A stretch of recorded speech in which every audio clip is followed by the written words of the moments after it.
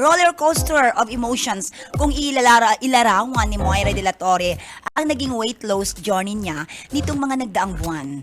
In fairness talaga namang ang sexy ngayon ng kapamilya singer-songwriter at looking fresh din na akala mo'y walang pinagdaan ng matinding pagsubok sa buhay. Ayon kay Moira, talagang kinareer niya ang pagpapapayat, ngunit hindi raw ito naging madali para sa kanya at umabot din siya sa punto na feeling niya ay parang walang nangyayari sa ginagawang balik-alindog program.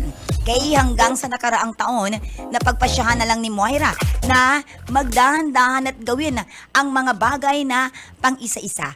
At pagkatapos doon na natural na bumaba ang timbang sa tulong na rin ang kanyang doktor sa hormones, kaya ang lahat ay nangyari nang walang kahirap-hirap.